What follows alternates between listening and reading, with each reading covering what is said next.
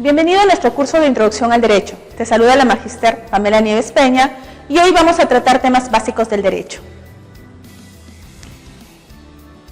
El objetivo del tema es analizar las definiciones del derecho, el poder, el Estado y las relaciones que tienen dichos conceptos con el hombre, además de la problemática de la cientificación del derecho.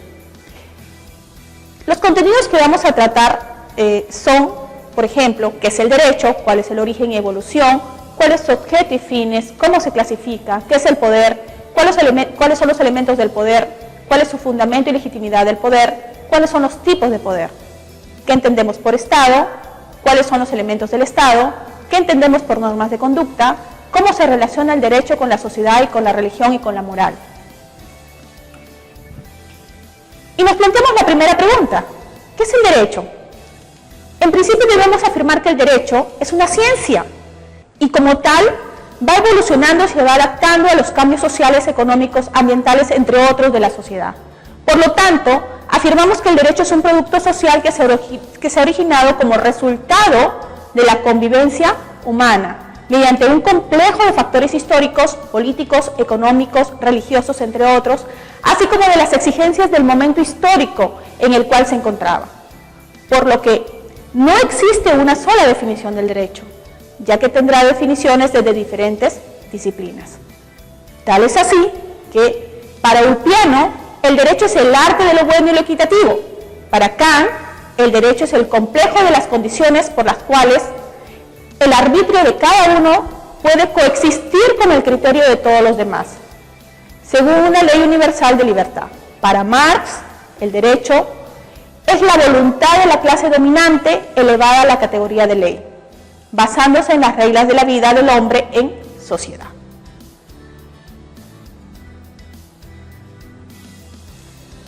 ¿Y cuál es el origen y evolución del derecho? Miren ustedes, tenemos muchos argumentos en torno al nacimiento del derecho, como un instrumento construido por el hombre para regular la conducta. ¿Y cuál conducta? La conducta humana.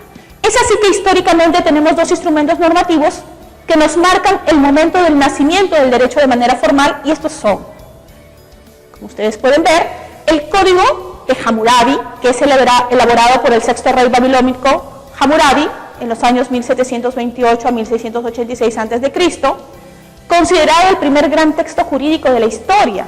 Este código contenía, entre otras leyes, la ley del talión, ustedes recordarán, ojo por ojo, diente por diente, la cual dotaba de evidente dureza a la aplicación práctica de este código y que sirvieron para regular la convivencia dentro de la sociedad de esa época. Después tenemos las tablas de la ley mosaica, las cuales fueron reveladas por Dios a Moisés, y eso lo tenemos históricamente, en el siglo XIII a.C., en el monte de Sinaí.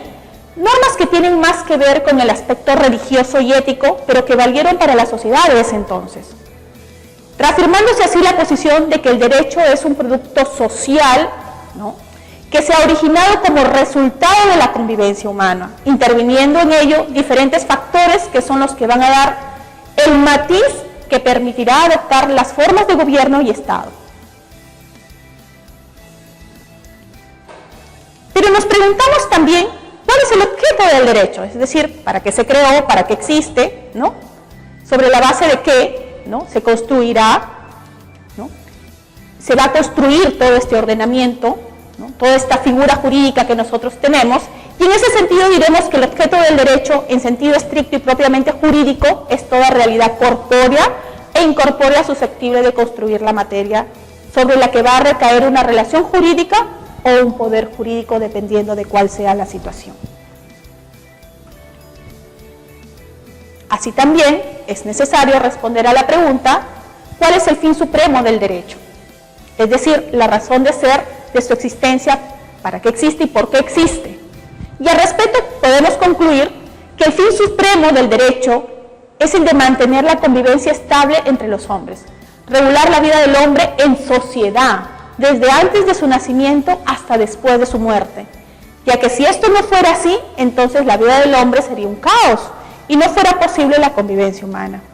Es por ello que se dieron esos dos instrumentos que ya hemos visto anteriormente, como son el Código de Hammurabi y las tablas de la ley, siendo que en nuestro caso este fin supremo lo encontramos además sustentado y respaldado por nuestra Constitución Política del Estado como instrumento normativo rector de nuestro ordenamiento jurídico interno. Ahora bien, podemos preguntarnos, ¿cómo se clasifica el derecho? Es así que existen dos grandes clasificaciones del mismo, y el derecho se va a clasificar en derecho público y en derecho privado. El derecho público, que conforme lo define el doctor Aníbal Torres Vázquez, es la parte del ordenamiento jurídico que regula las relaciones entre las personas y entidades privadas con los órganos que ostentan el poder público. Cuando estos últimos actúan en ejercicio de legitimidad, potestades públicas, jurisdiccionales, administrativas, según la naturaleza del órgano que las detecta, y según procedimientos legalmente establecidos y de los órganos de la administración pública entre sí.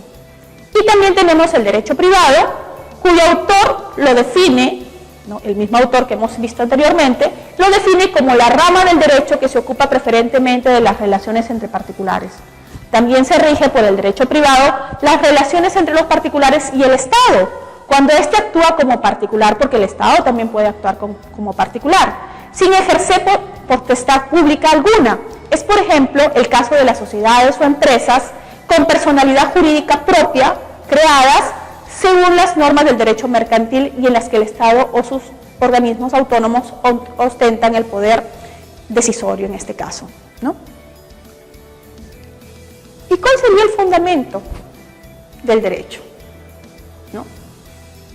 Como quiera que anteriormente nos hemos referido a los instrumentos que van a regular la convivencia de las primeras sociedades, ¿no?, y las necesidades de vivir en armonía, lo hemos visto eso, y dentro de una paz social, que es lo que se busca, podemos decir, ¿no?, o podemos concluir que el fundamento del derecho no es más que el bien común.